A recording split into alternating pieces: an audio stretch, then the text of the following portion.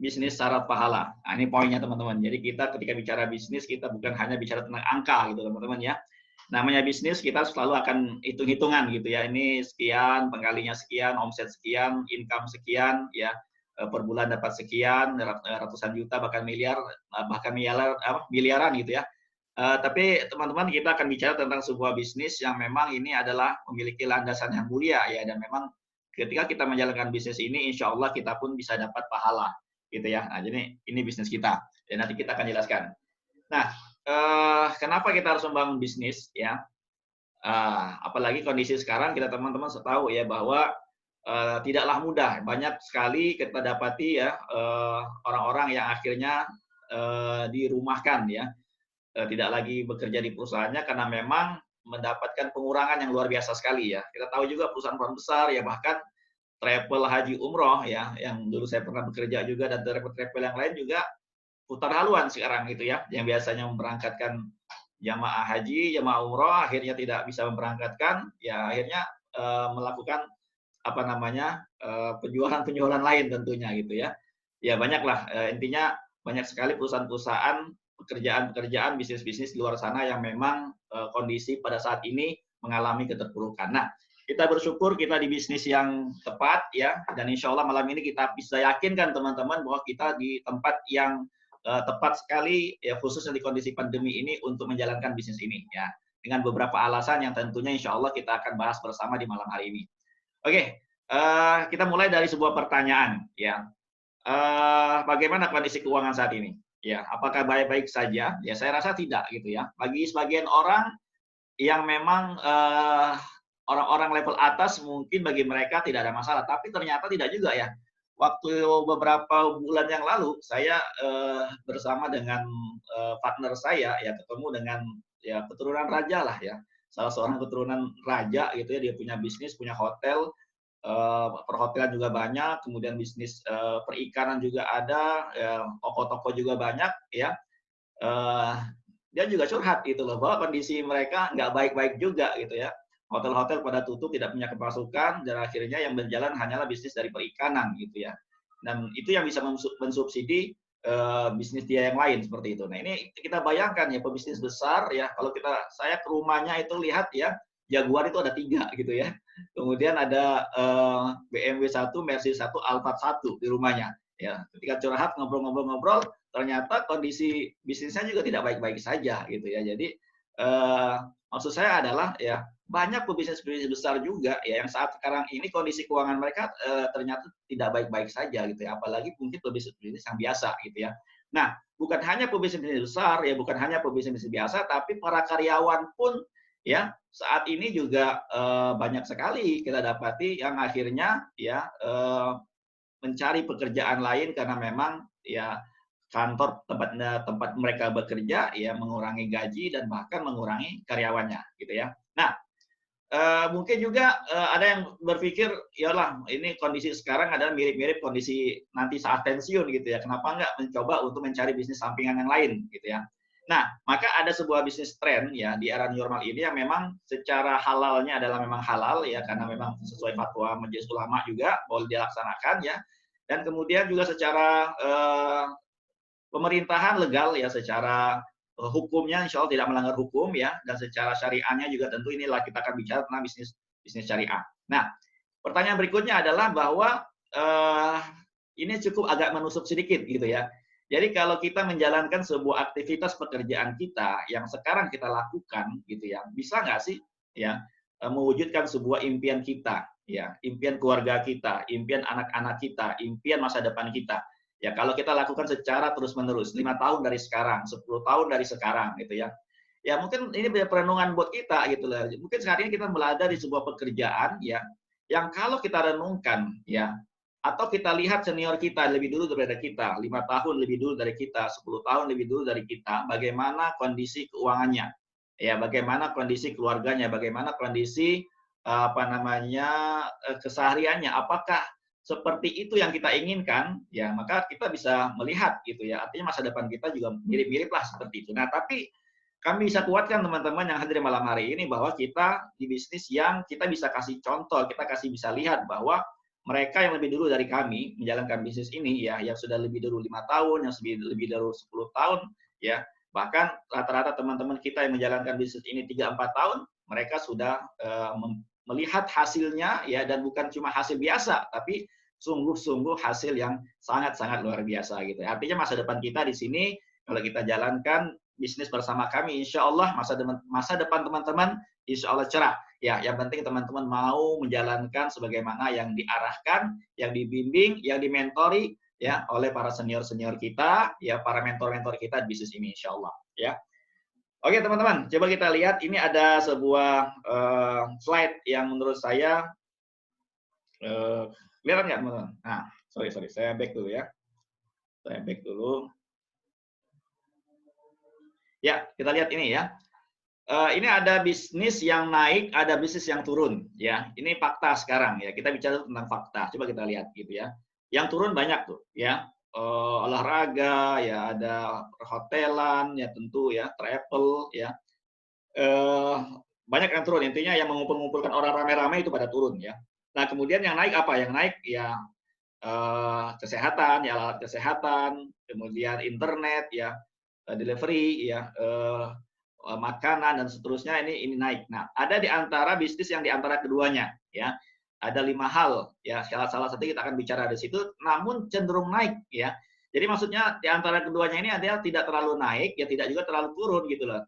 Tetap stabil, ya. Tetapi bisnis yang kita lakukan dari kelima hal ini cenderung naik di kondisi sekarang ini. Nah, buktinya apa? Kita mau kasih lihat teman-teman buktinya dulu ya sebelum saya bicara tentang bisnis itu. Ini kita lihat periode tanggalnya ya tanggal 14 sampai 18 September ya. Ini pencapaian kita, omset kita ya di bisnis kita adalah 34 miliar. Ini hanya dari kantor kita saja ya. Dari kantor kita tempat kita menjalankan bisnis ini itu ada 34 miliar ya omset yang masuk gitu ya. Nah, kemudian berikutnya di minggu berikutnya di tanggal 21 sampai dengan tanggal 25 September naik ya menjadi 50 miliar gitu ya. Ini omset di pencapaian kita di 5 hari kerja ya di tanggal 21 sampai tanggal 25. Nah, minggu ini ya adalah kemarin ya dari tanggal 28 September sampai tanggal 2 Oktober ya. Ini pencapaian omset kita adalah 65 miliar. Artinya ya dalam 3 minggu ya ini menunjukkan bahwa memang benar bisnis kita mengalami kenaikan yang sangat-sangat luar biasa. Ya, angkanya pun ya seperti kita lihat ya itu ada angka 2.000 menjadi 3.000 menjadi 4.000 ya. Setiap 1 minggu ya kenaikan pencapaian kita itu lebih dari 1.000 orang yang mengambil produk dari kita gitu ya, ikut program kita gitu ya. Nah, itu kan yang luar biasa sekali ya. Nanti kita akan jelaskan lebih detail apa ini maksudnya gitu ya. Tapi kami ingin buktikan dulu menunjukkan bahwa bisnis kita yang kita jalankan adalah benar-benar bisnis yang di kondisi new normal ini ya lagi banyak dicari, lagi dibutuhkan orang seperti itu gitu ya. Dan memang sebelum-sebelumnya pun sudah berjalan baik gitu ya. Namun omsetnya meningkat tajam sekali di kondisi sekarang ini. Oke teman-teman ya. Nah sekarang kita baru mau akan bicara tentang bisnisnya. Tadi hanya permulaan saja. Oke, bisnis apa sih ya yang halal, legal, dan syar'i di saat pandemi ini? Gitu ya. Ini pertanyaannya. Apa kira-kira bisnis yang halal, ya legal, dan syar'i? Karena kita malam ini bicara tentang bisnis syariah gitu ya. Nah, maka titik poin pertamanya adalah bisnis ini harus halal dulu gitu ya. Ya, kemudian ini legal secara hukum di negara kita ya dan tidak melanggar nilai-nilai syariah yang ada di dalamnya. Nah, di kondisi pandemi ini apa bisnisnya?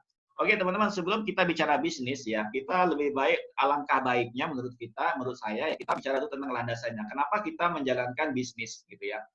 Karena memang kalau kita lihat ya bahwa kehidupan kita ini kan tidak sesederhana makan minum kemudian menikah lalu meninggal gitu ya.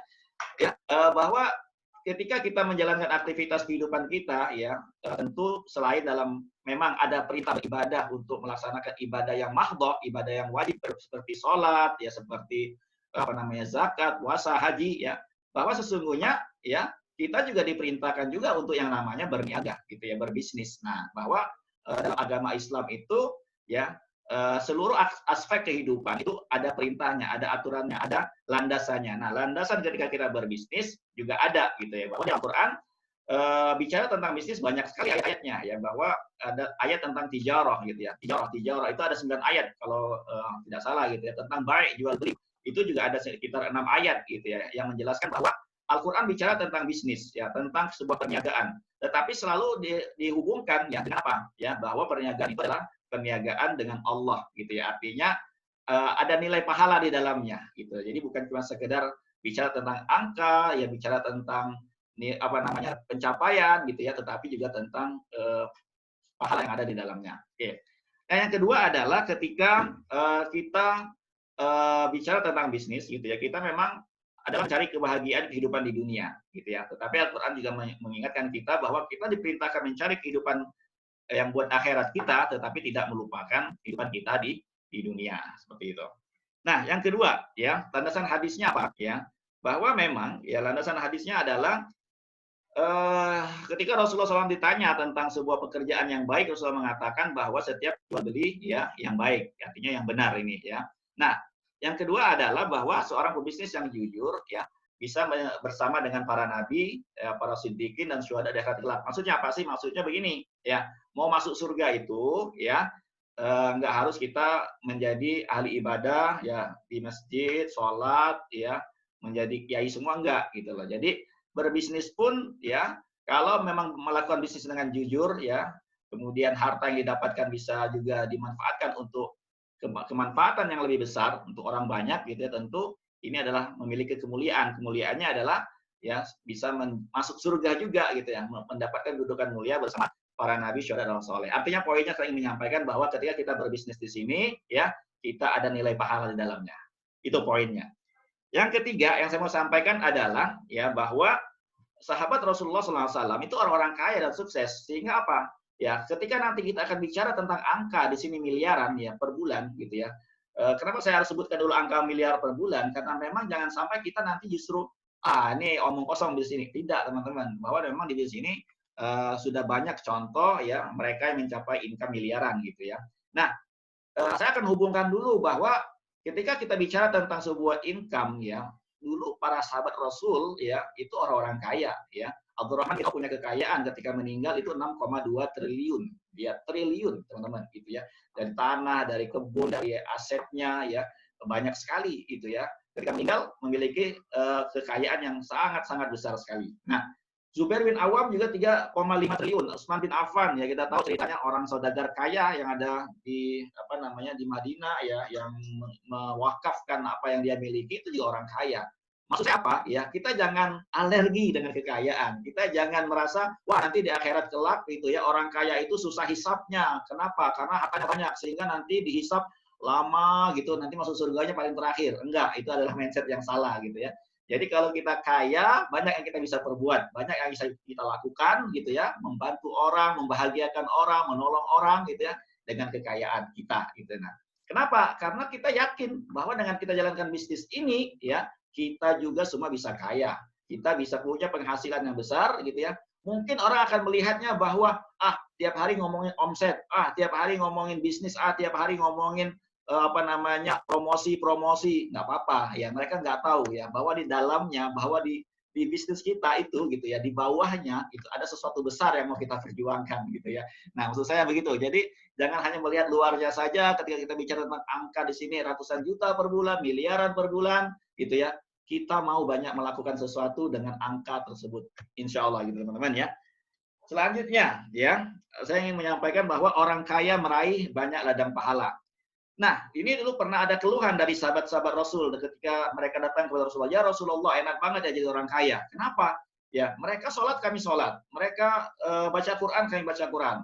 Mereka engkau ajari zikir, subhanallah, alhamdulillah, walailallah, dan seterusnya. Kami, mereka juga lakukan lebih banyak lagi. Tetapi ada satu yang tidak bisa kami lakukan. Mereka berinfak, mereka berjihad, mereka berhaji dengan harta mereka. Kami nggak bisa. Ya, kata Rasulullah SAW, ya itulah kekayaan, itulah apa namanya keutamaan yang Allah kasih kepada orang kaya, gitu ya. Artinya kalau kita di sini sukses kaya, gitu ya. Jadi hidup ini tidak sederhana teman-teman. Boleh nggak kaya? Boleh, gitu ya. Kata ada ungkapan bahwa kekayaan yang dipegang oleh orang yang baik itu lebih baik daripada kekayaan yang dipegang oleh orang yang tidak baik, gitu ya. Nah, jadi maksudnya adalah kalau kita di sini akan bicara tentang bisnis yang memang angkanya akan sangat besar sekali, ya teman-teman di sini.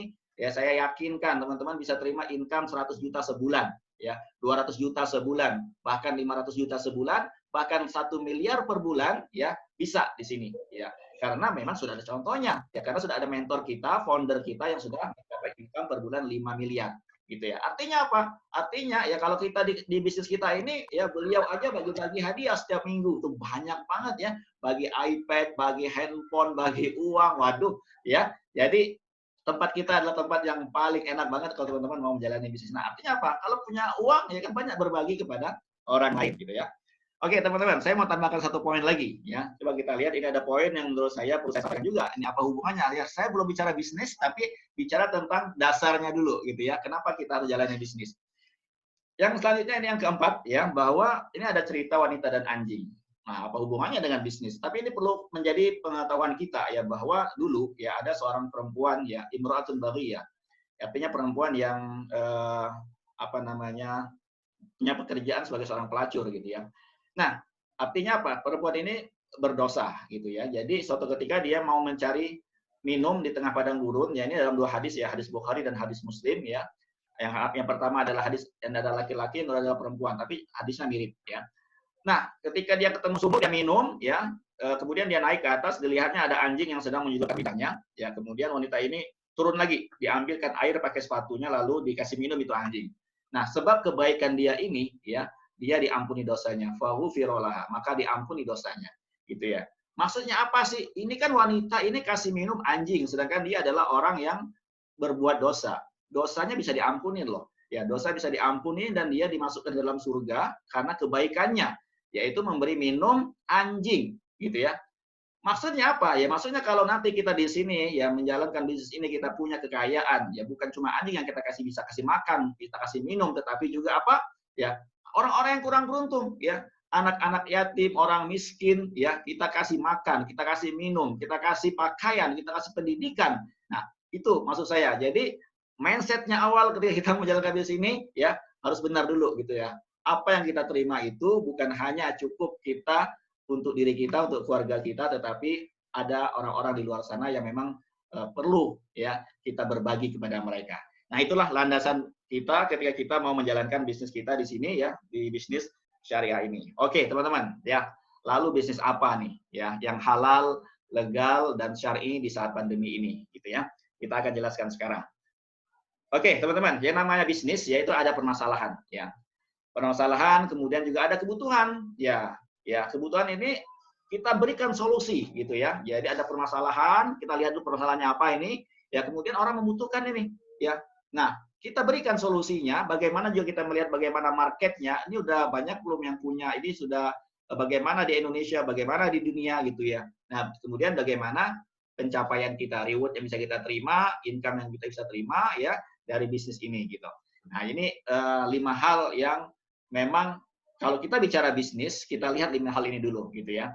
Jadi kalau 5 hal ini ada, inilah bisnis yang menarik, yang tepat, yang bisa kita jalankan bersama.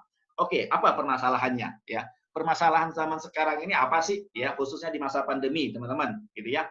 Nah, ini ya kita lihat ya, setiap hari banyak orang meninggal kan, ya kan? Setiap hari banyak orang meninggal. Ya, kalau orang meninggal itu mungkin memang orang tua saja, ya mungkin dia sudah usia gitu ya. Tetapi kan faktanya bahwa yang meninggal ini bukan hanya orang tua loh, ya. Tetapi anak muda, masih orang yang masih usia 30, 35 gitu, yang 40 ya. Anak-anak juga ya. Banyak sekali. Nah, permasalahannya adalah ketika meninggal dunia mereka mempunyai keluarga yang punya tanggung jawab ya. Akhirnya apa? Akhirnya tanggung jawab ini ya beralih kepada istrinya atau kepada keluarga yang lain gitu ya. Nah, ini menurut WHO bahwa memang 100% orang pasti meninggal dunia. Udah, bukan menurut WHO, yang menurut orang biasa itu sebenarnya mengatakan bahwa siapapun ya pasti meninggal gitu. Kita semua pasti meninggal, cuma nunggu waktunya aja, nggak tahu apa sebabnya, kapan waktunya ya, kita semua akan meninggal dunia. Nah, tapi begini tambahannya ya. Di Indonesia ini ya, jadi 80%-nya, nah ini ya, dari 100% penduduk Indonesia menurut Badan Kesehatan Dunia, ya bahwa 80% itu penduduk Indonesia meninggal karena kondisi kritis. Karena kondisi sakit kritis dulu. Maksudnya bagaimana? Maksudnya stroke dulu baru meninggal, gitu ya. Gagal ginjal dulu baru meninggal, pasang ring jantung dulu baru meninggal, ya. Diabetes dulu baru meninggal, ya. Sebab-sebabnya sakit dulu nih, gitu ya. Jadi apa maksudnya? Artinya ya biasanya kalau orang udah sakit kan nggak mungkin keluarganya rela, tega untuk ya udah di rumah aja deh, tawakal ala Allah gitu ya, istirahat aja, nggak usah diurus. Enggak, ya pasti mereka akan pikirin untuk berobat. Nah, setelah berobat ya kan keluar biaya besar, meninggal. Ya kan? Ketika meninggal dunia apa namanya? Ya bayar biaya rumah sakitnya gitu ya. Artinya mati apa namanya meninggal dengan biaya besar dulu gitu. Itu yang terjadi banyak gitu ya. Setelah diobati habis uang sekian baru meninggal dunia. Nah, artinya di sini di Indonesia ya bahwa eh, dari 5 orang itu cuma satu yang selamat. Ya, 4 orang itu kena semua. Baik nanti ada yang kena jantung, stroke gitu. Ini paling banyak kan ya.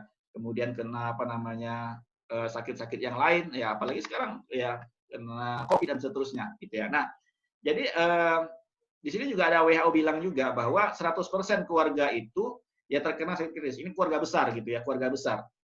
Artinya begini, maksudnya bagaimana? Ya, di keluarga besar kita ya, dari kakek, nenek, paman, bibi, ya saudara itu ada yang kena ya. Di keluarga besar saya pun ada gitu ya, ada paman saya itu yang masih muda meninggal, ponakannya juga meninggal ya karena telah cuci darah gitu ya. Dan teman-teman juga boleh lihat lah di keluarga besarnya ya, mungkin ada yang stroke, ada yang jantung, ya karena insya Allah gitu ya 100% itu ada ya salah satu yang kena ya satu atau dua atau tiga ya dari keluarga besar itu ada yang kena. Nah kebutuhannya apa sih kita bicara? Ya kebutuhannya adalah biayanya gitu ya. Jadi kan kalau udah sakit begini stroke itu ternyata biayanya mahal banget minimal ya itu 100 jutaan ya sampai 1 miliar bahkan lebih ya. Kemudian jantung itu 250 juta sampai 1 miliar bahkan lebih ya. Kanker ya 200 juta sampai 1 miliar bahkan lebih ini bukan kalau 1 miliar aja nggak cukup ya. Nanti kita akan lihat videonya ya. Gagal ginjal 100 juta sampai 2,5 miliar. Ini kan mahal ya, alat-alatnya mahal, obatnya mahal dan seterusnya ya. Nah, kita dengar nih bagaimana Jupe bilang ya. Mudah-mudahan suaranya kedengaran nih. Ya, mahal.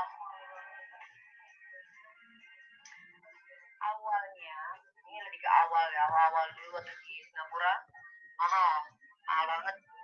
Apalagi saya pernah pertama kali di Moni, itu saya 6 kali kemo, hampir 6 miliar. Camkan baik-baik ya. Oke, saya cukup ya. Jadi kata Jupe apa ya? Kata Jupe ya, 6 kali kemo di Singapura di Mount E ya di Mount Elizabeth itu 6 miliar ya. Berapa? 6 miliar ya. Kalau teman-teman nggak percaya sederhana, zaman sekarang kita sudah bisa lihat pada handphone kita masing-masing, buka aja ya di Google biaya sakit kritis ya atau klaim sakit kritis itu teman-teman pasti akan kaget ya ratusan miliar sorry apa namanya puluhan miliar bahkan ya artis-artis jual rumah, artis-artis apa namanya yang tahu ya karena kan artis kan disorot gitu ya sehingga informasi yang banyak kita dengar kan dari kalangan artis dan orang-orang para apa namanya pejabat lah. Tetapi kalau orang biasa yang tidak dikenal di media juga sebenarnya kena juga, tetapi memang beritanya nggak kelihatan gitu ya. Tapi memang harus diakui ya bahwa kalau sudah kena seperti itu biayanya mahal sekali gitu ya. Yang kedua adalah masalah inflasi rumah sakit gitu ya. Ini kan di Indonesia kenaikannya luar biasa banget gitu ya. Dari 2010-2014 itu ya kenaikan rumah sakit itu 79% ya. Yang dulu kelasnya 500.000 itu udah naik sejuta ya bahkan 5 tahun 10 tahun lagi mungkin kelas VIP udah bisa 5 juta 10 juta gitu ya. Dan ini kan jadi masalah ke depan kalau seandainya kita tidak melihat ini gitu loh bahwa namanya rumah sakit ya alat-alat yang tambah mahal ya biaya dokternya juga tambah mahal, obat-obatnya mahal dan memang biaya rumah sakit tambah mahal. Itu fakta gitu ya. Nah, selanjutnya apa? Bahwa ada yang terlihat, biaya yang terlihat dan biaya yang tidak terlihat. Ya di sini kalau kita lihat ya bahwa biaya yang terlihat itu seperti di sini biaya pengobatan kanker anggaplah 500 juta 1 miliar. Tapi yang tidak terlihat kan ada biaya cicilan rumah tangga, ada biaya anak sekolah, ada apa income yang hilang ya, ada biaya listrik dan seterusnya ya. Ini kan besar sekali sebenarnya. Ya, bisa mencapai 5 sampai 6 miliar gitu ya. Jadi kalau orang sudah terkena sakit dan dia pencari nafkah utama ya ataupun pasangannya ya otomatis kan nggak mungkin rela meninggalkan pasangannya untuk tidak ditungguin gitu ya sehingga pekerjaannya bisa tinggal. Nah, ketika dia tidak bisa bekerja ya kemungkinan income-nya juga akan hilang gitu ya. Jadi ibarat bom waktu ya kalau tiba-tiba meledak gitu ya yang luka ya yang berdarah yang kena resikonya bukan cuma orang yang sakit aja tetapi juga keluarga besarnya pun ikut merasakan penderitaan terutama dari segi membiayai obat tersebut, gitu ya. Nah, jadi kalau udah kehilangan income akibat resiko sakit kritis, gitu ya, maka kita lihat nih, ya biaya-biaya tadi yang saya coba jelaskan tadi bahwa ada biaya-biaya lain yang tidak bisa berhenti, ya biaya harus terus berjalan, ya. Maka solusinya bagaimana? Nah, gitu ya. Jadi kita memang harus siapin nih, ya dana cash, ya. Artinya apa? Ya paling enggak ya dana standby itu ada 3 miliar gitu ya.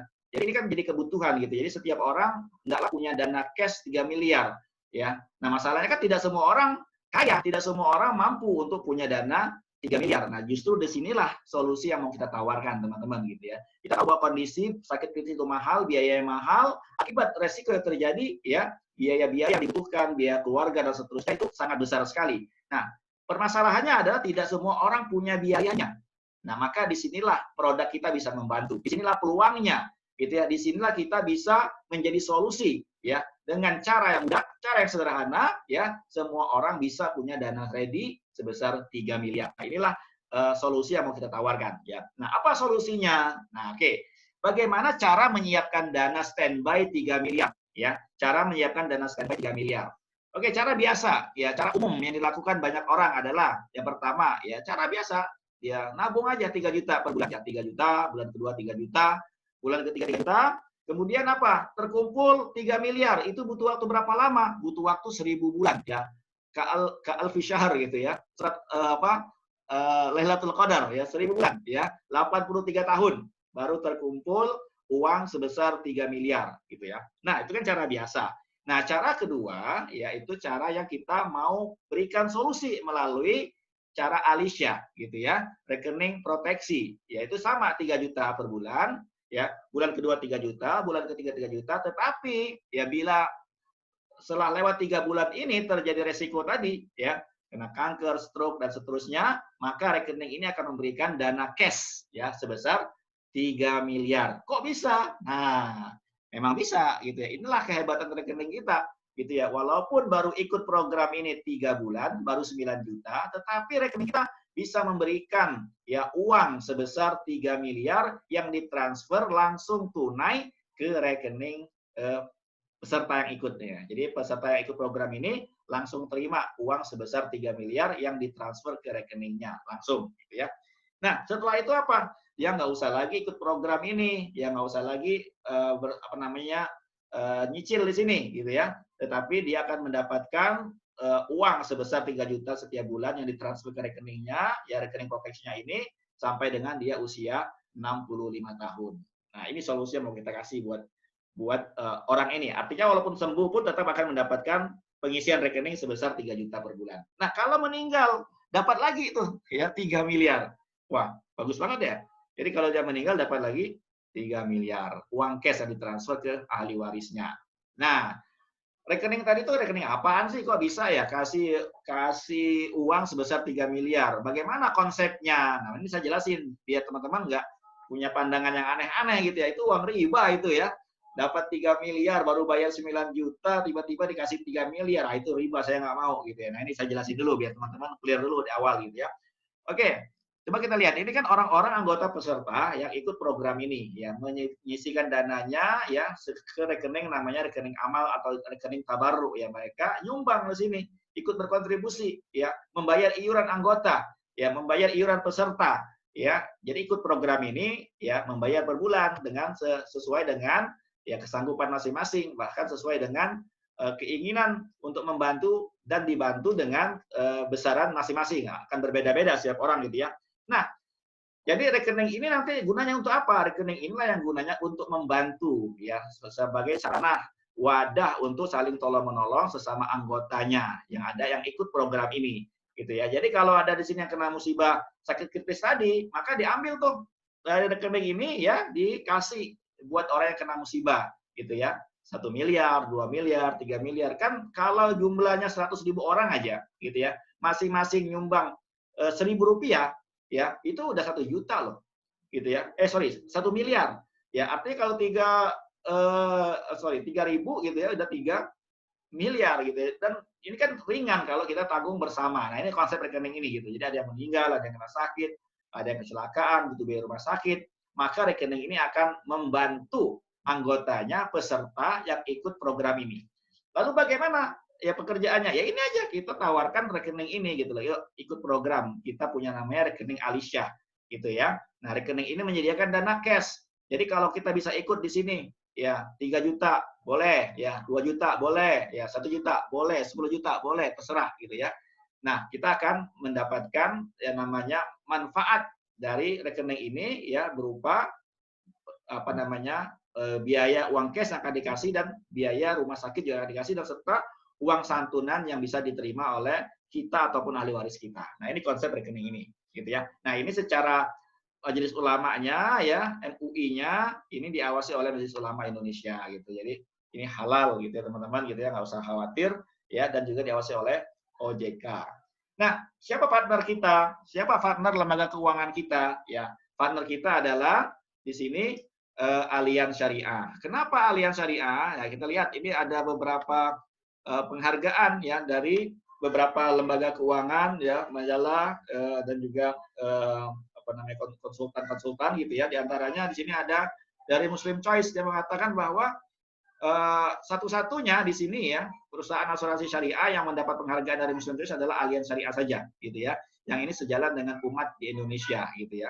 Kemudian juga dari Republika the best syariah insurance gitu ya. Kemudian dari Infobank sebagai the best the most efficient syariah business ya dan dari Karim Consultant juga bahkan dari luar negeri juga ya bahwa dapat penghargaan terbaik sebagai perusahaan lembaga keuangan dan asuransi syariah nomor 1 di Indonesia gitu ya. Nah, dari segi dunianya ini perusahaan besar itu teman-teman ya, gampang kita lihat di apa namanya teman-teman yang apa suka bola gitu ya pasti tahu Allianz ya, Allianz Arena ya, dananya sangat besar sekali 2,3 triliun dolar gitu ya. Sangat sehat, sangat kuat sekali dan adalah perusahaan lembaga keuangan dan asuransi nomor 1 di dunia gitu ya. Jadi benar-benar nomor 1 terus berdasarkan apa? Berdasarkan aset ya yang dia punyai gitu ya. Oke. Nah, ini klaimnya, riwayat klaimnya bahwa klaimnya ini di tahun 2019 itu setahun itu bayar klaim yaitu 7,8 triliun kok. Ya, kalau diperharikan itu 21 miliar ya. Jadi 1 jam itu hampir 1 miliar bayar klaim gitu ya. Dan kekuatan perusahaan ini 340% ya yang memang Departemen Keuangan mensyaratkan hanya 120% saja. Artinya di sini kalau bayar klaim secara bersamaan ya 3 kali lipat ya perusahaan kita masih kuat gitu. Orang-orang ini secara bersamaan mati hidup 3 kali itu kalian insya Allah masih bisa membayar seluruh klaim yang ada gitu ya. Nah, ini contoh ya bahwa kita bukan omong kosong gitu ya, bahwa kita benar-benar bayar klaim. Itu ada ibu-ibu yang kena kanker gitu ya, yang tengah itu 10 miliar loh. Itu dokter ya di Solo gitu ya, itu masih sehat sekarang masih hidup juga gitu ya, dan dapat klaim dari Allianz 10 miliar ya. Sebelah kiri itu bapaknya meninggal ya, dibayarkan klaim 2,2 miliar gitu ya. Yang sebelah kanan itu juga 1,2 miliar. Itu banyak sih. Kalau teman-teman mau lihat klaimnya Allianz gampang ya. Klik Google, tulis klaim sakit kritis ya, nggak usah pakai perusahaan asuransi, nanti di sana klik foto ya, coba lihat perusahaan apa yang tampil di sana dan berapa klaimnya gitu, gampang gitu ya. Jadi zaman sekarang ini zaman keterbukaan, tidak ada yang ditutupi gitu ya, bahwa kita memang perusahaan yang terbukti membayar klaim yang paling banyak gitu ya, terutama sakit kritis ada klaim yang paling besar sekali. Nah, bagaimana marketnya? Kita bicara tadi tentang solusi, ya sekarang marketnya di Indonesia bagaimana? Kalau kita lihat ya di Asia Tenggara, ya di Jepang itu yang punya produk ini satu orang itu punya 6, ya. Jadi kalau di Singapura satu orang punya 2 produk seperti ini, ya 2 sampai 3, ya. Kemudian di Malaysia ketemu 2 orang salah satunya punya, gitu ya. Jadi kalau kita ketemu 100 orang itu separuhnya udah punya 50 orangnya, gitu ya. Nah di Thailand itu ketemu 3 orang, 1 punya gitu ya. Bagaimana di Indonesia? Ketemu 100 orang baru 4 yang punya. Nah, ini ya. Artinya di Indonesia pasar masih besar sekali. Ya, kita ketemu 25 orang baru 1 yang punya. Ya. Nah, inilah market kita masih sangat besar sekali. Artinya peluangnya masih sangat besar sekali dan teman-teman di sini ya, ini zaman sekarang zaman Covid ya, zaman pandemi ya, rame-rame orang ambil produk ini. Gitu ya. Karena kenapa? Ya kalau nggak punya siap-siap aja ya, aset kejual ya, apa namanya tabungan dikuras ya gitu ya, mengandalkan orang lain juga orang lain dalam kondisi yang sama, dalam kondisi susah sekarang kita minta tolong sama siapa gitu ya. Jadi semua menyadari bahwa pentingnya untuk mempunyai rekening seperti ini, ya, mempunyai proteksi sehingga apa? Ya, kalau sampai risiko itu terjadi sudah disiapkan dengan baik, gitu ya. Ya, nah bagaimana reward-nya teman-teman? Bagaimana yang terima penghargaannya? Oke, kita lihat ya. Jadi ini bisnisnya. Kita bicara bisnis gitu ya. Jadi simple sekali di bisnis kita ya di Allianz Syariah ini cuma hanya 2 level saja ya.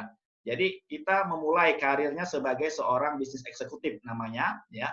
Kemudian nanti kita akan dipromosi ya karir kita sebagai seorang bisnis partner. Nah, ketika kita join ya, kita sharing aja rekening ini. Ya seperti tadi ya, kita sharing ya, kita ikut trainingnya juga, ikut pelatihan juga, nanti dibantu, dimentoring ya, ditemenin oleh yang ngajaknya ya untuk mencapai target, mencapai omset ya 30 juta iuran tabaruk. Maksudnya apa 30 juta tadi? Nanti kalau program tadi itu 3 juta berarti cuma 10 orang saja ya yang diajak untuk menjadi peserta ikut program rekening proteksi tadi gitu ya. Jadi 10 orang bisa ikut program 3 juta. Oh, kalau 3 juta mungkin terlalu tinggi, ya berarti sejuta aja contoh, berarti 30 orang. Oh, kalau ada yang sanggup 10 juta, ya nggak apa-apa. Banyak banget ya zaman sekarang orang yang satu keluarga ambil 10 juta, ya berarti 3 keluarga aja gitu ya. Nah, setelah itu apa? Setelah itu dia selesai dari karirnya yang pertama, ya dia dipromosi menjadi seorang bisnis partner gitu ya, naik level menjadi bisnis partner. Nah, ketika dia menjadi seorang bisnis partner ya, dia mendapatkan income per bulannya sebesar 7 juta ya atau ujrohnya sebesar 7 juta per bulan. Ini berapa lama mendapatkannya? Dapatnya 24 kali ya, selama 2 tahun tetap dia akan terima 7 juta, 7 juta. Walaupun bulan depan dia mungkin mau liburan gitu ya, nggak lanjutin dulu sementara istirahat, boleh nggak? Boleh aja ya, tapi sayang dong ya. Tapi di sini dia tetap mendapatkan income sebesar 7 juta per bulan. Nah, langkah berikutnya apa? Tahap berikutnya ya, melatih 5 orang bisnis eksekutif ya. Kenapa harus 5? Sebenarnya nggak harus 5 sih. Di sini kita mau 10 juga boleh ya. Mau 15 juga boleh. Tapi kalau mungkin terlalu banyak juga mungkin nggak bisa dibina dengan baik gitu ya. Nah, idealnya 5 lah ya, 5.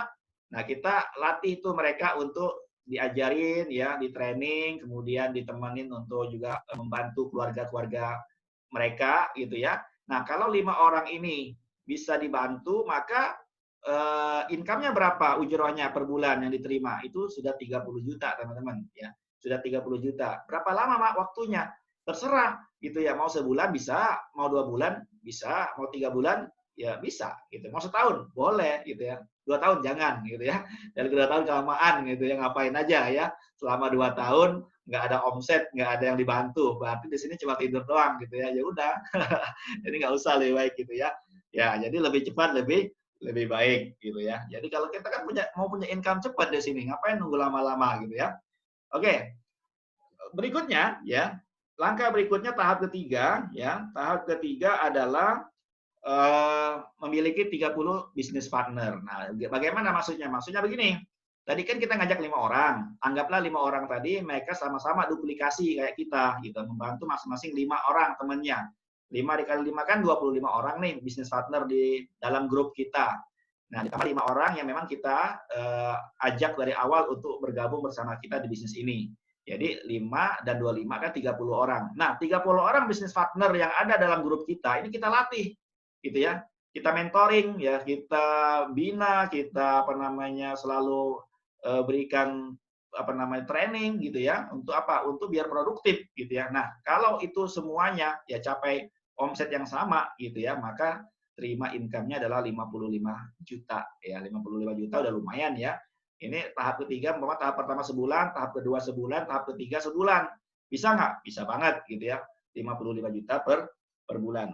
Ada tahap berikutnya. Tahap berikutnya tanpa kita sadari dari 25 orang itu tumbuhlah 125 orang gitu ya. Nah, kalau sudah sampai seperti itu, income-nya udah 300 juta. Ya, 300 juta per bulan. Dan ini banyak banget teman-teman gitu ya. Ini sudah proven ya gitu, nggak usah khawatir. Kalau sudah punya partner bisnis sebanyak di atas 100 orang aja ya, itu udah enak banget gitu ya. Pengkalinya nanti teman-teman kita bisa kasih tahu tuh ya, setiap minggu ya income-nya naik dahsyat banget ya.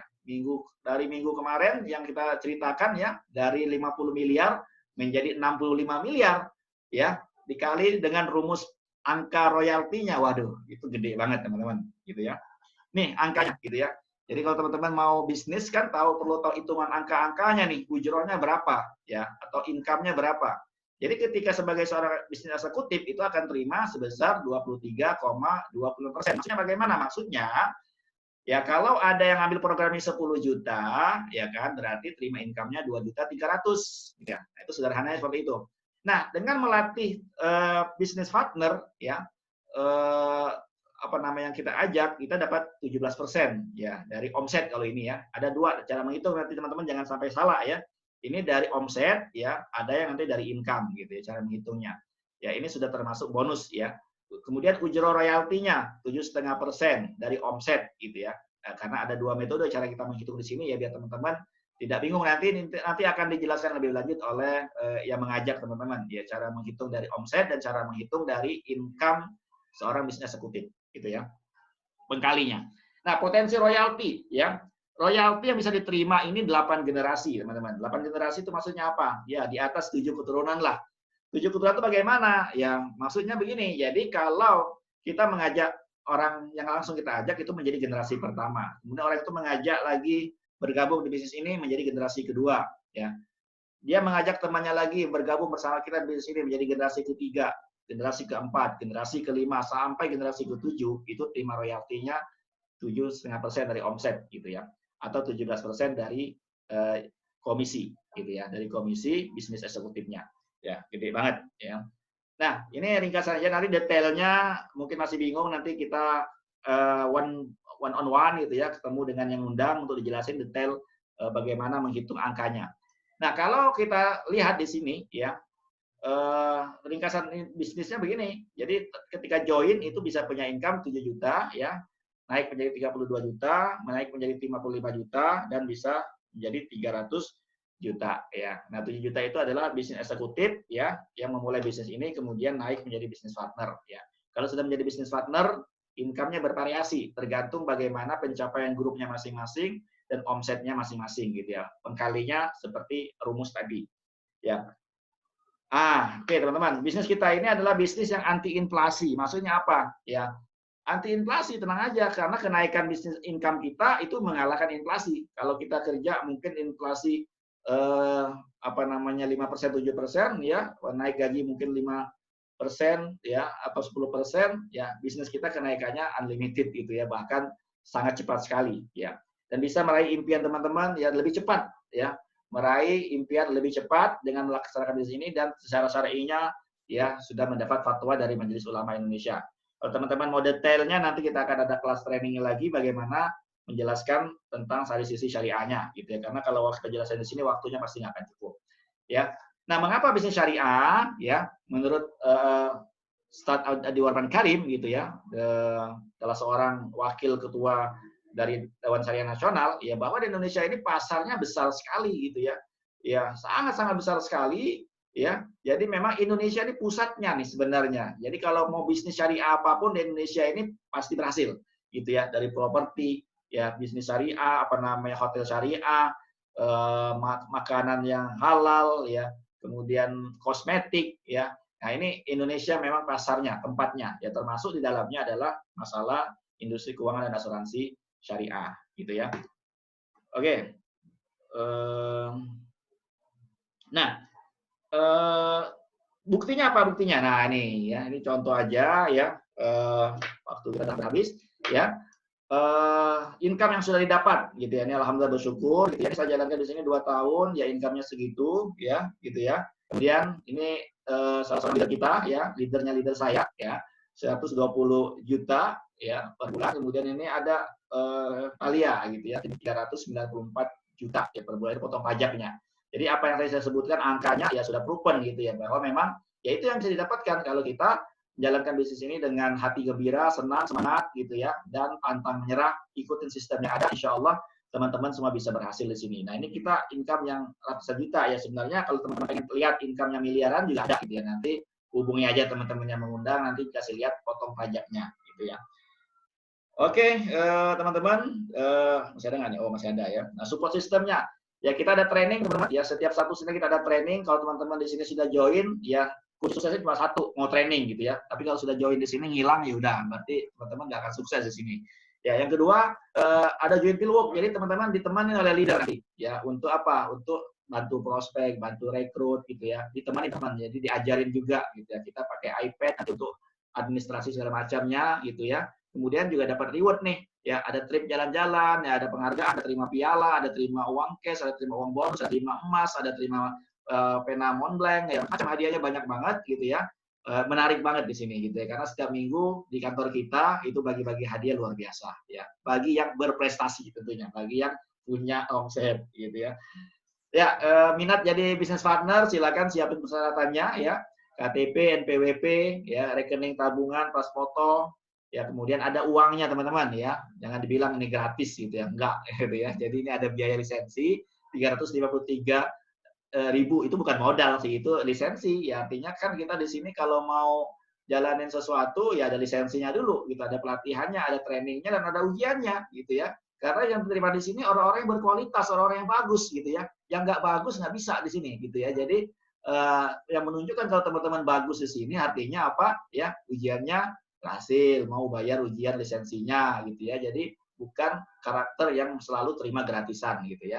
Nah, jadi ada semangatnya gitu. Jadi kalau di sini teman-teman bayar lisensi, wah rugi nih kalau saya nggak sukses gitu kan. Kalau saya udah bayar lisensi, nggak terima income. Nah, beda halnya kalau kita join mau gratisan, ya semangatnya nggak ada gitu ya. Jadi apa perjuangannya nggak ada karena merasa ini gratis gitu ya. Tapi ini sebenarnya memang tidak punya modal kita. Itu memang syarat dari pemerintah kita untuk bayar lisensi saja ya. Dan itu tidak mahal lah teman-teman ya. Dari income kita dapatkan 7 juta itu di awal, itu nggak ada apa-apanya gitu ya, kecil sekali. Ya, kemudian isi formulir nanti ya, kemudian juga nanti ada sertifikasi online ya, kita ngerjain lewat handphone masing-masing. Ya kalau lulus ya kita udah bisa menjalankan bisnis ini ya. Karena kita sebelum ujian itu kan ada pembelajaran dulu ya, baik belajar kemudian nanti ada ujiannya. Insya Allah semuanya lulus kok gitu ya, gampang insya Allah. Oke, kalau teman-teman tertarik menjalankan bisnis bersama kami ya, di bisnis yang khusus kondisi pandemi saat ini sangat luar biasa sekali, silakan ya hubungin yang mengundang teman-teman ya. Kita mengundang teman-teman mengajak kepada kebaikan. Tidak ada dari kita yang mengundang untuk menjerumuskan teman-teman ya ke jurang apa namanya kemiskinan, tidak ya. Yang join di sini insya Allah kita semua ajak menjadi kaya, sukses, bahagia ya, dan punya pahala insya Allah ya, bahagia dunia dan akhirat insyaallah. Amin ya rabbal alamin. Sekian dari saya. Assalamualaikum warahmatullahi wabarakatuh. Saya kembalikan kepada Pak Henry. Kita akan dengar testimoni dari salah seorang bisnis partner. Waalaikumsalam warahmatullahi wabarakatuh. Baik Pak Zul, terima kasih banyak atas penyampaiannya yang sudah menjelaskan tahapan demi tahapan dengan sangat detail. Oke, bagi teman-teman yang baru pertama kali join di acara Zoom meeting ini, boleh teman-teman segera lengkapi data-data yang dibutuhkan, aplikasi buku rekening, dan lain sebagainya, agar datanya bisa segera diproses. Dan teman-teman bisa menghubungi orang yang mengundang Bapak dan Ibu. Oke, teman-teman segera join, karena bisnis ini bisnis yang luar biasa. Tadi pemaparannya sudah sangat detail. Di sini di mana lagi kita dibayar 8 generasi. Waduh, luar biasa ya. Penghasilan tanpa batas. Oke, kita tidak berlama-lama. Tadi kita udah sangat banyak dapat ilmunya. Semoga bermanfaat. Pak Zul Hamdi, terima kasih banyak. Dan pada malam hari ini kita juga akan menyaksikan, mendengar langsung seorang wanita yang luar biasa hebat. Dia juga udah berkecimpung di dunia asuransi syariah ini. Sudah membuktikan bahwa siapapun, background apapun bisa sukses di bisnis ini. Nah, salah satunya adalah ibu hebat ini. Oke, kita langsung saja ya teman-teman. Wanita strong yang luar biasa akan memberikan testimoninya. Langsung saya panggil Ibu Nuraini Oktavia. Waktu dan tempatnya saya persilakan. Oke, terima kasih Mas Henry. Wonder Woman ya. Enggak, di sini kita sama-sama Avenger nih, masing-masing apa namanya superhero-nya berkumpul di sini semua ya. Jadi bersatu nih kekuatannya. Oke, teman-teman, saya sapa dulu. Assalamualaikum warahmatullahi wabarakatuh. Waalaikumsalam. Kumpul virtual juga. Terima kasih. Waalaikumsalam warahmatullahi wabarakatuh. Ya. Mas Henry, saya dikasih waktu berapa menit? 15 menit ya? Apa Ya. 1 jam? Enggak bohong teman-teman. 15 menit aja cukup. Nanti kita ngobrolnya di luar dari sini ya. Luar biasa banget nih malam hari ini bisnis ini mengajarkan saya untuk bertemu alumni semua nih. Jadi semuanya berkumpul nih, ada teman SD, ada yang undang teman SD, ada yang teman kuliah, ada teman tetangga, teman lama, luar biasa semuanya terundang dan saya yakin sekali bahwa tidak ada sesuatu yang kebetulan untuk dipertemukan gitu ya. Jadi pasti malam ini ada sesuatu yang ingin message itu disampaikan buat ke teman-teman. Terima kasih banget yang sudah stay hampir 60 orang sampai acara ini berakhir. Aduh, luar biasa banget. Tepuk tangan dulu dong buat orang-orang hebat yang masih duduk di bangku teman-teman semuanya ya. Iya. Oke teman-teman, saya di sini belum seberapa banyak sekali pencapaian-pencapaian teman-teman lain tuh yang lebih bagus. Tapi insya Allah di sini saya akan sekedar sharing apa yang sudah saya lewati selama 4 tahun serius di bisnis ini. Artinya serius itu adalah saya memang benar-benar tidak ada bisnis yang lainnya, memang full time saya di sini gitu ya. Oke, saya background-nya itu adalah lulusan dari IKIP Jakarta atau UNJ ya. Jadi saya seorang guru sebenarnya ya, saya seorang guru dan sampai detik ini pun saya seorang guru karena pada hakikatnya kan semua kita ini guru dan semua tempat itu adalah sekolah. Jadi dimanapun kita bisa belajar termasuk pada malam hari ini ya teman-teman ya. Oke, teman-teman, saya jadi guru itu dari tahun 2001. Jadi sebelum saya lulus kuliah, 2001 udah lahir semua ya pasti ya. Jadi saya itu sebelum lulus kuliah saya sudah terima kerja mengajar 10 tahun dan alhamdulillahnya 10 tahun saya belum diangkat-angkat jadi pegawai negeri gitu ya. Jadi memang saya sangat disayang, saya nggak mau diserahin ke negara. Jadi bukannya itu, jadi memang saya belum rezekinya untuk dapat jadi pegawai negeri. Ini pasti ada yang guru juga nih kayaknya nih. Saya lihat foto-fotonya ada pakai. Semangat ya Bu Guru, luar biasa. Ya, jadi 10 tahun saya bekerja jadi guru honorer. Oke, saya guru ya, semuanya kita di sini guru. 10 tahun jadi honorer, saya termasuk ikut yang berjuang untuk ikut demo apa segala macam untuk memperjuangkan supaya nasib guru itu jauh lebih baik. Jadi saya merasakan tuh wah, iya, jadi teman-teman gitu ya perjalanan 10 tahun guru, enak banget ya, enak banget jadi guru dan setelah itu saya berpikir gitu ya, karena saya mengajar itu di sekolahnya full day school, ya full day school dan no day off. Jadi Sabtu pun dipakai buat acara sekolah karena sekolah saya swasta gitu, boarding. Oke, jadi saya berpikir pada saat waktu belum menikah mungkin nggak apa-apa, tapi ketika saya sudah punya anak pertama, kedua, sampai bayi anak ketiga tuh saya berpikir kayaknya waktu saya semuanya sebagian itu di sekolah gitu ya, di tempat kerja. Teman-teman pernah ngerasain nggak? Badannya di satu tempat kerja, tapi hati sama pikirannya tuh di tempat yang lain gitu ya, masih rumah atau di sekolahan anak-anak yang tidak bisa mengantar, atau anak yang sedang sakit dan sebagainya. Kalau ada yang belum berkeluarga, ini harus dipikirkan ya, kalau sudah berkeluarga harus milih pekerjaan tuh yang benar-benar bisa semuanya terperhatikan dengan baik gitu. Jadi itu yang pertama, alasan pertama karena saya ibu rumah tangga, saya berpikir tentang waktu gitu. Akhirnya saya memutuskan untuk seperti 10 tahun sudah cukup ya, saya mulai pekerjaan yang kayaknya harus ada lebih waktu buat keluarga. Yang kedua, alasan terkuat adalah biasa kita kerja buat cari income pastinya gitu ya, bukan cari kerjaan. Kalau cari kerjaan banyak gitu ya, tapi kalau cari uang nggak semua tempat bisa memberikan sesuatu yang signifikan. Ya, sampai pada satu saat saya membaca artikel bahwa bekerja itu bukan hanya untuk mengandalkan passion sama idealisme. Terus terang dari dulu saya orang-orang yang idealis gitu, tapi di sepanjang berjalannya kita harus realistis. Ya, misalkan contoh realistis masuk sekolah anak SD 10 tahun yang lalu tuh udah 5 juta untuk sekolah swasta. Dan 5 tahun atau 10 tahun berikutnya itu udah naik 300%. Kalau saya masih mengandalkan sesuatu yang dulu, mohon maaf nih kalau ada yang masih menjadi pengajar di sekolah swasta dan honorer, itu ya tahu banget gitu ya, untuk menyekolahkan anak masuk SD, anak bungsu saya tuh udah di atas 10 juta, di atas 15 juta gitu. Jadi saya pikir alhamdulillah saya sekarang punya pekerjaan. Aduh, jangan sebut merek, Pak. Itu ada menyebutkan sekolah ya. Oke, jadi gitu. Jadi ada 2 hal penting yang bikin saya move dari pekerjaan yang dulu, yaitu yang pertama waktu, yang kedua income. Oke, kenapa sih saya bisa langsung di bisnis ini? Saya nggak langsung di bisnis ini, teman-teman. Saya juga sudah melewati 6 tahun untuk bisnis di dunia kuliner dan dunia konveksi. Jadi saya tahu banget bagaimana saya beli bahan, sampai produksi, sampai menjualinnya, dan tiap hari, tiap saat harus produksi. enak sih tiap hari dapat duit, tapi saya nggak bisa libur. Nah, bingung banget kalau mau libur karena permintaan barang itu selalu ada gitu. Sampai sekali lagi saya ikut seminar yang mengatakan bahwa bisnis itu nggak setiap saat, nggak seumur hidup itu jualan. Dek, saya bilang gitu. Iya juga ya gitu ya. Benar banget nih, kalau bisnis itu masih jualan, itu artinya sampai mati pun, sampai tua pun kita tetap akan jualan. Saya di situ mikir gitu, bisnis yang benar itu adalah bagaimana autopilot uang itu datang pasif ke dia, sehingga kita juga punya keleluasaan waktu dan segalanya untuk mengelola. Saya mulai berpikir lagi tuh, saya mendapatkan income aktif dari dua income itu, jadi penjahit dan jadi kuliner gitu, karena background saya juga di kuliner. Oke, singkat cerita, saya ditawari oleh seorang agen asuransi dari perusahaan lain untuk membuka proteksi sekeluarga. Saya buka tuh, terus kata dia, Mbak, daripada Mbak ini ada cashback nih Mbak kalau Mbak jadi agent gitu. Pada dasarnya saya kan suka jualan ya, suka saya dengan senang hati menerima ajakan itu sebagai agent. Alhamdulillah 2 tahun, alhamdulillah nggak berhasil di di perusahaan yang lama gitu ya. Sampai saya mau naik unit manager pun akhirnya nggak goal-goal. Saya bilang, saya kenapa gitu ya, sampai saya nggak bisa prestasi gitu.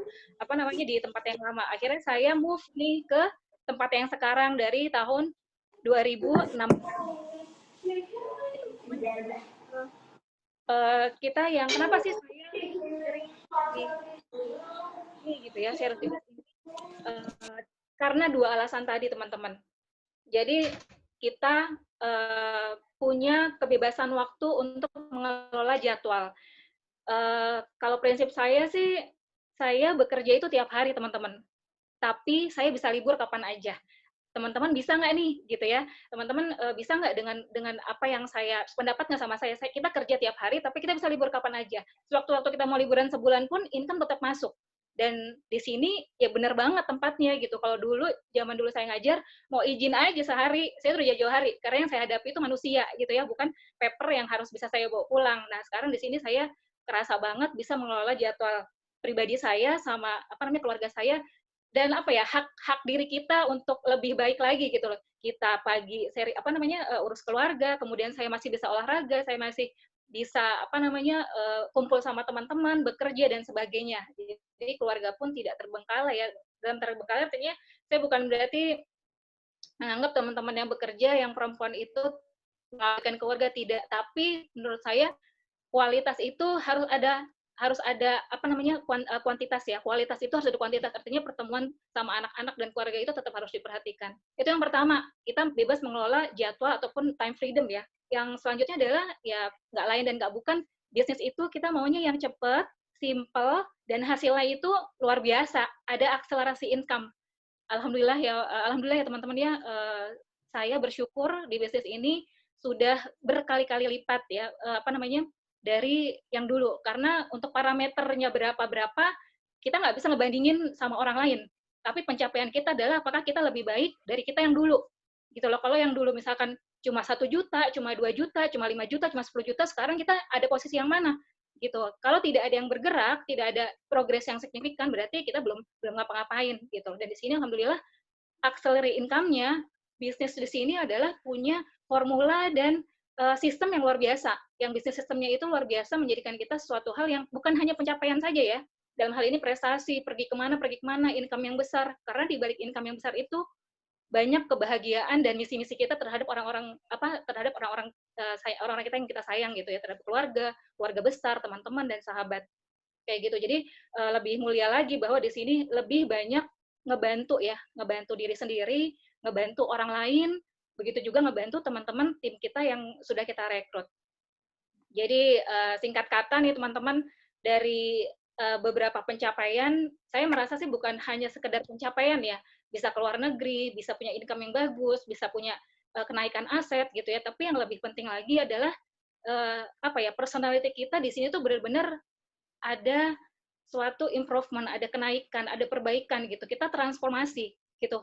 Coba teman-teman saya yang dulu nih, teman-teman saya yang dulu SD, pasti aku yang sekarang bukan aku yang dulu gitu ya. Pasti beda gitu. Jadi tapi tetap kita punya misi yang sama gitu, bahwa kita akan menjadi sesuatu yang lebih baik lagi. Jadi bertransformasi bukan hanya omset, bukan hanya income, tapi juga mindset, habit, kemudian perform, attitude, lebih humble, itu di sini kita benar-benar dapat banget gitu. Dan mudah-mudahan teman-teman juga bisa melihat peluang ini sebagai peluang yang bukan hanya untuk dicoba, tapi benar-benar diseriusin gitu ya. Nggak ada lagi bisnis di luar sana yang saya merasakannya setiap ditanya sama orang, dan di masa pandemi ini walaupun selama hampir 8 bulan kita nggak kemana-mana, nggak ke kantor, saya makin sibuk gitu ya. Alhamdulillah saya makin sibuk gitu ya. Jadi walaupun dikerjain semuanya di rumah dan income 2 minggu sekali itu datang gitu ya. Amin, amin, amin.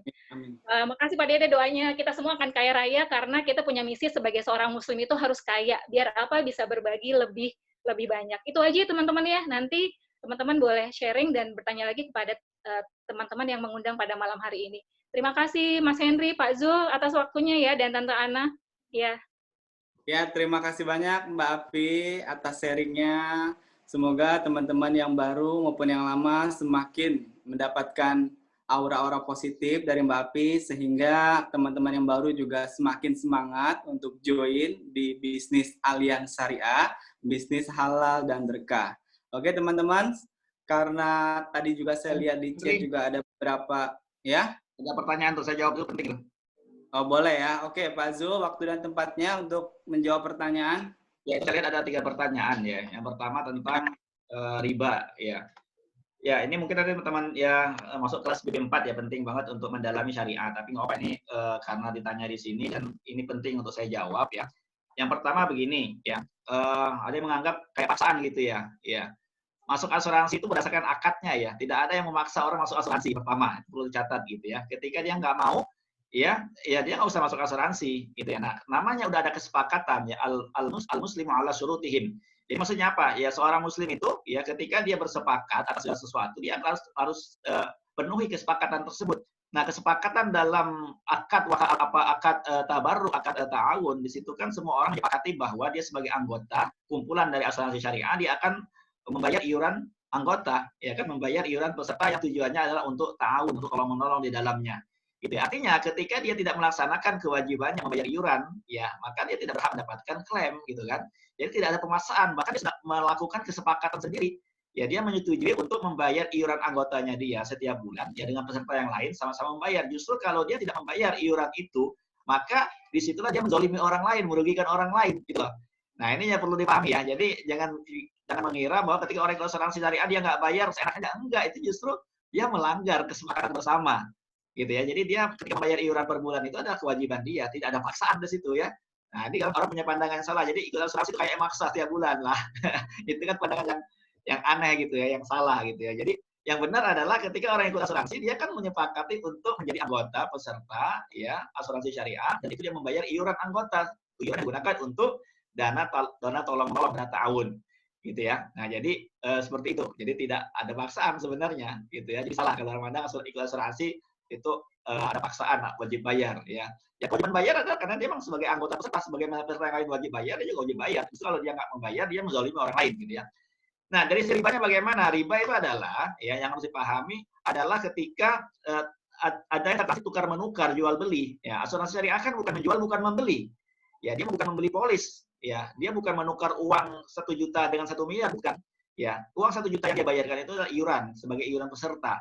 Ya, karena dia sebagai peserta dan anggota dari kumpulan ini, dia berhak mendapatkan haknya, yaitu uang santunan gitu. Jadi bukan menukar 1 juta dengan 1 miliar, bukan gitu ya. Kalau menukar 1 juta 1 miliar kena riba. Tapi kalau dalam akadnya adalah akad tabarruk di sini ya tidak ada lagi hukum riba, yang sudah lepas gitu ya, sudah tidak mengandung riba sama sekali gitu ya. Yang kedua, yang ketiga tadi pertanyaannya adalah sedekah. Ya memang ya justru itu asuransi syariah itulah bersedekah yang secara kontinu dan secara terus-menerus setiap bulan gitu ya. Ada orang juga punya pandangan yang belum memahami asuransi syariah gitu ya.